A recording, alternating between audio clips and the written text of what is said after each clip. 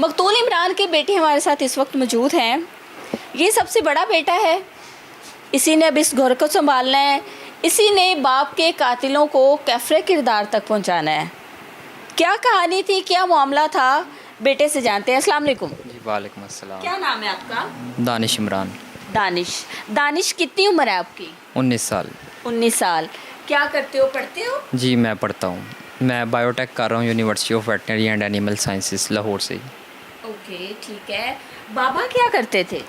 पापा का प्रॉपर्टी का काम था कराची में, और लाहौर में खरात मशीन की फैक्ट्री थी। ज़्यादातर कहाँ रहते थे? वो लाहौर कराची मिक्स रहते थे, आना जाना लगा रहता? आना जाना लगा रहता था। ठीक हो गया। अच्छा दानिश, आप समझदार हो, घर के अब बड़े बेटे हो और बहुत सारी जिम्मेदारियां आयद हो गई हैं आप पे। मुझे ये बताओ कि क्या हुआ था उस दिन, क्या हुआ था, आप लोगों को कैसे इत्तला मिली? कातिल जो है वो सगा चचा ही है? जी बिल्कुल सगा चचा है मेरा। वो हसद करता था अब्बू से, ज़ाती हसद करता था। जितना ख़ानदान था पीछे वो सारा ही करता था बेसिकली। किस बिना पे? अब्बू पहले उनके साथ रहते थे, जो मकान दादाबू का था उसमें। जब अब्बू ने देखा कि मेरे बच्चे पढ़ने वाले हैं, शरीफ हैं, उनके बच्चे थोड़े अनपढ़, कोई चोर बना, कोई डाकू बना, ठीक है, अब्बू ये देख के ना उनसे पहले ही सेपरेट हो गए। अब्बू ने उसी घर के पास ये जगह ली, ठीक है, और यहाँ पे अपना घर बनाया, बज़ाते खुद बनाया, ठीक है, और यहाँ पे शिफ्ट हो गए। अब्बू ने कहा चलो मेरे भाई पास ही हैं, मैं कराची आता जाता रहता हूँ, और कुछ ना सही तो मेरे एटलीस्ट पीछे बच्चों के पास तो रहेंगे ना कोई तो होगा। अब्बू ने ये सोच के इधर करीब में घर बनाया, ठीक है। और जो बात रही उनकी भी, जो बच्चों की होती थी ना माली मदद, वो अब्बू कफ़ालत वो अब्बू ही करते थे। अच्छा, उनको फाइनेंशियली सपोर्ट करते थे? जी बिल्कुल। उनको चचा दो हैं आपके? तीन। तो वो तीनों क्या करते हैं? तीनों मज़दूरियाँ ही करते हैं, कोई उनका ऐसा पक्का काम तो नहीं है। एक टीचर है अंदर से, बाकी दो तो बिल्कुल कोई उनका कारोबार कोई ऐसा काम नहीं है। मज़दूरियाँ वगैरह ही करते हैं। कोई चोर है, कोई ऐसे डाकू है, अगवाकार हैं, ये काम है उनके सबके। अच्छा, तो आपके बाबा सपोर्ट करते थे फाइनेंशियली? अब्बू पहले करते रहते थे, अब्बू ने पहले किया काफ़ी देर तक, ठीक है। अंदर से कारोबारी हालात कुछ ख़राब हो गया। अब्बू उनके बच्चों की स्कूलों की फ़ीस दे देते थे, उनके घर राशन डाल देते थे, इस तरह उनको मदद करते रहते थे, बड़े भाई होने के नाते, ठीक है।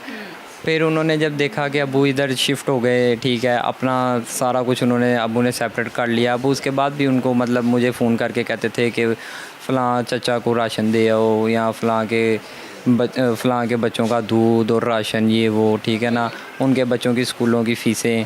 अब्बू की पूरी कोशिश थी कि पूरा ख़ानदान एक होके चले और स्टेबल हो जाए, ठीक है। जब उनके साथ अब्बू की नहीं बनी तो अब्बू के कारोबारी हालात भी थोड़े अप्स एंड डाउन आते रहते हैं।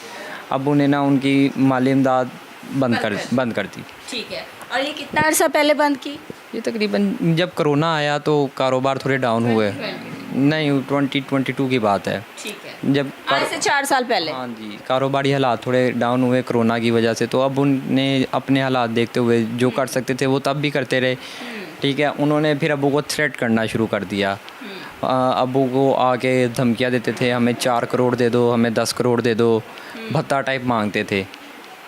अच्छा। ठीक है, भत्ता मांगते थे। अब्बू को थ्रेट करने के लिए इस पे गोलियां चलाई उन्होंने, ये छोटे भाई पे, ठीक है। ये 2024 में। तो ये और भी छोटा होगा? वो छोटा, आज से 2 साल पहले, ठीक है। वो नीचे ग्रिल थी, ग्रिल में आके गोली लगी, ये बच गया, ग्रिल की वजह से सेव रह गया ये, ठीक है।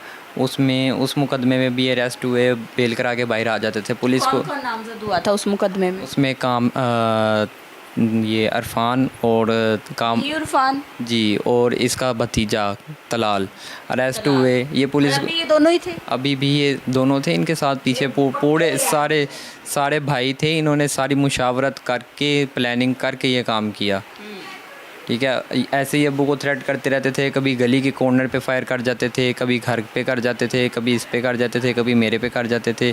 इसके मुकदमात दर्ज करवाए थाना अरबंसपुरा में, उधर अरेस्ट भी हो गई ये, इनसे वेपन भी बरामद हुआ, सब कुछ हो गया। ये लोग कहते थे, पुलिस को कहते थे FIR दे दो, हम सुबह ज़मानत करा के आ जाएंगे, हमने यही कुछ ही करना है। ज़मानत करा के बाहर आ जाते थे, फिर यही कुछ करते थे। अब वो इस भूल में रहे कि चलो मेरे भाई हैं, मैं कहीं किसी खुशी गमी में बैठ के इनको समझाऊँगा, ठीक है, इनसे सुलह कर लूँगा। और उनकी तरफ से तो कोई ऐसा नहीं था, पूरे ख़ानदान की तरफ से, कि हम इनको कोई समझाएं कि ना करो। ये सुलह करें। हाँ, उसने जो कमाया अपने लिए कमाया, इतने तो कमाए भी नहीं जितनी उनकी डिमांड थी। ठीक है। डिमांड किस चीज़ के तहत करते थे? डिमांड एक तो होती है ना कि विरासती जायदाद होता है, जायदाद होती है तो कहते हैं कि बाप दादा की जायदाद है, उसमें से बेटों का शेयर है। शेयर की कोई बात थी या ज़ाती पैसे जो उन्होंने खुद कमाए थे?